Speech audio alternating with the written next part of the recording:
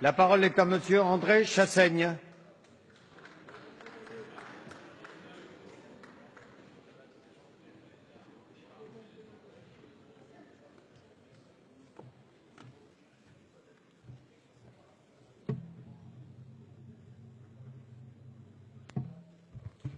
Monsieur le Président, mes chers collègues, Messieurs les ministres, c'est avec émotion que je m'associe au nom de mon groupe à l'hommage unanime rendu aux soldats morts en Centrafrique. À peine un an après l'engagement de la France au Mali, notre pays se lance dans une nouvelle opération sur le continent africain. Après l'opération Serval qui devait s'achever en juillet dernier, le président de la République vient de déclencher l'opération Sangaris, qui se traduit par le déploiement de 1600 soldats français.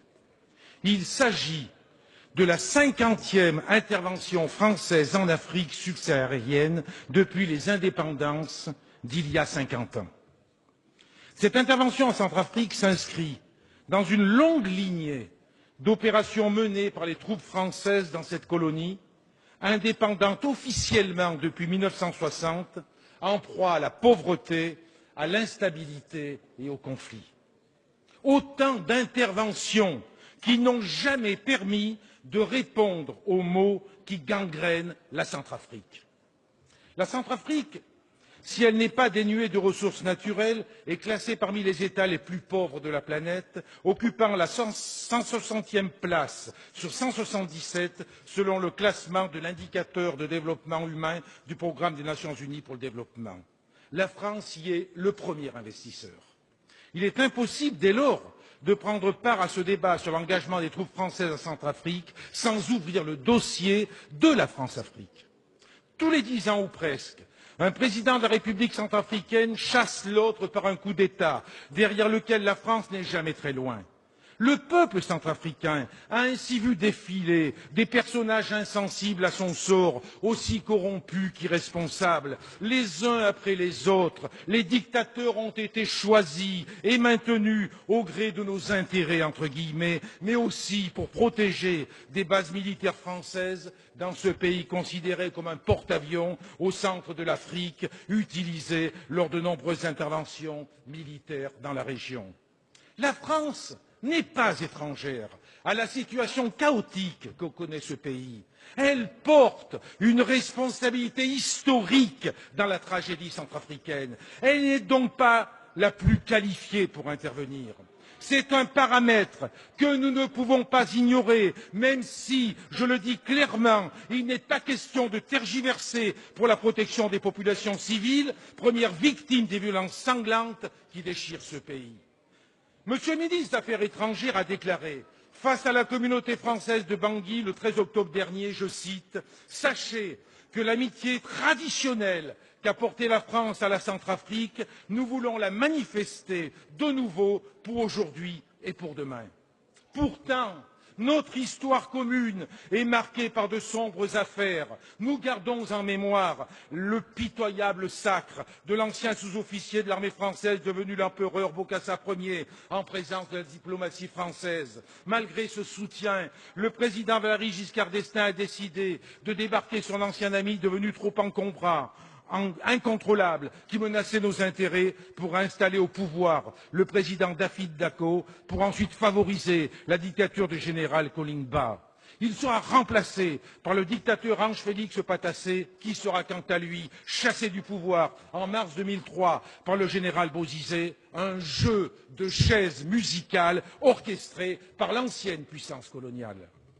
En 2007, face à la multiplication des mouvements rebelles sous influence soudanaise et tchadienne, les parachutistes français sautent sur Birao, dans le nord de la République centrafricaine.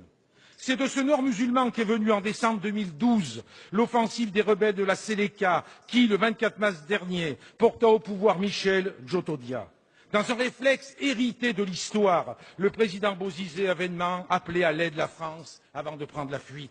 C'est ainsi que l'actuel président centrafricain est arrivé au pouvoir avec le soutien des rebelles de la Séléka qui sont devenus ses propres ennemis, Michel Djotodia qui en appelait à la France après avoir dissous la coalition rebelle de la Séléka.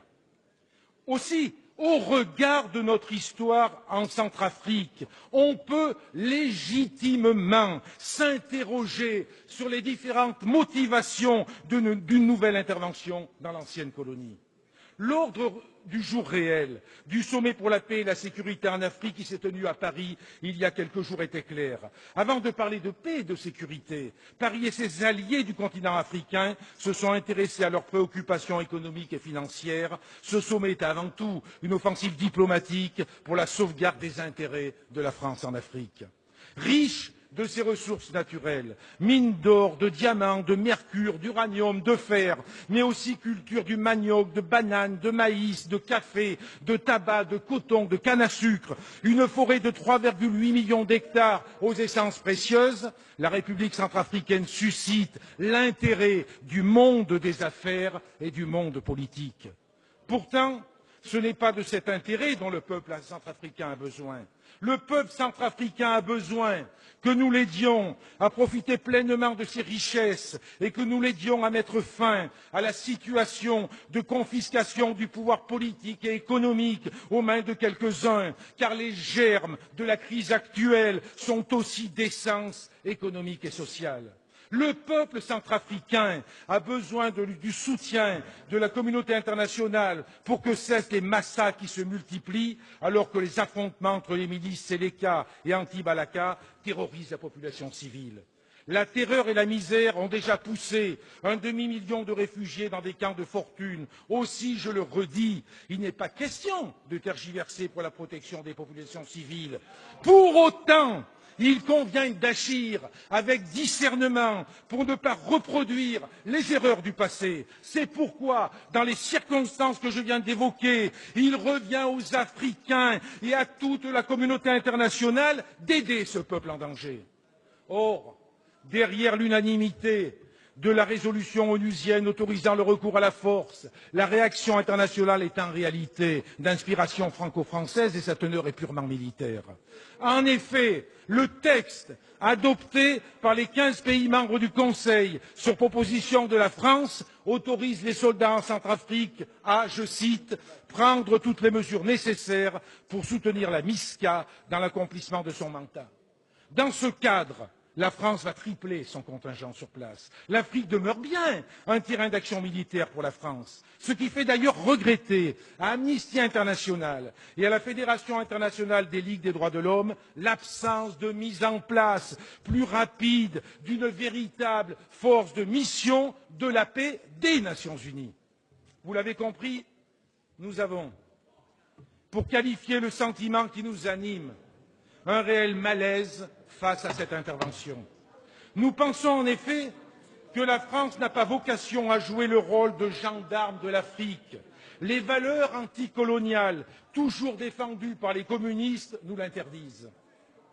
Ces valeurs de solidarité doivent, au contraire, nous pousser à mettre sur pied un partenariat équitable et durable, un système d'aide au développement plus efficace, plus proche des populations. Ces valeurs nous obligent également à rompre définitivement avec la France-Afrique et à encourager les démocrates africains et les diasporas militantes pour faire tomber les honteuses tyrannies africaines qui n'ont que faire des peuples qui ne cessent de s'appauvrir.